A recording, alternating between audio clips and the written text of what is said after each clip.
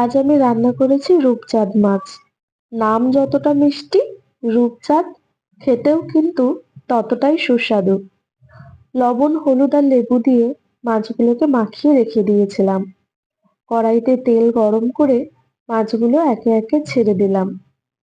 উল্টিয়ে পাল্টিয়ে ভালো করে ভেজে নিচ্ছি। একটু কড়া করেই মাছটাকে ভেজে নিতে হবে। একে একে মাছ ভাজা হয়ে গেলে তুলে নিলাম। সেই তেলের মধ্যেই লম্বা লম্বা করে কেটে রাখা আলু দিয়ে নাড়িয়ে চাড়িয়ে খুব ভালো করে ভেজে তুলে নিচ্ছি।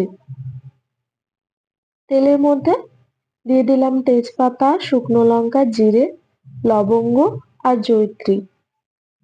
এই মাছটা খুব ভালো করে রান্না করলেও অনেক সময় একটা গন্ধ থেকে যায়, তাই লেবুর রসটা আমি ব্যবহার করেছি। ফোড়নটা ফুটে এলে পেঁয়াজগুলোকে দিয়ে ভালো করে ভেজে নিলাম।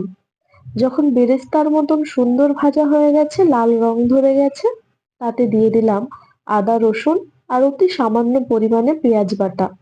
মশলাটা দিয়ে কাঁচা গন্ধ যাওয়া পর্যন্ত ভেজে নিয়েছি। দিয়ে দিলাম টমেটো আর পাকা লঙ্কা বাটা। পাকা লঙ্কাটা ব্যবহার করার কারণ রংটা যাতে সুন্দর আসে। আমি কিন্তু কোনো রকম গুঁড়ো লঙ্কা ব্যবহার করিনি। লবণ, হলুদ দিয়ে ভালো করে নাড়িয়ে চাড়িয়ে নিলাম। তারপর দিয়ে দিলাম জিরে গুঁড়ো, ধনিয়া গুঁড়ো দিয়ে কষিয়ে নিচ্ছি। কষাতে কষাতে যখন এরকম গাঢ় হয়ে গেছে, অল্প জল দিয়ে ভালো করে আবার কষিয়ে নিচ্ছি।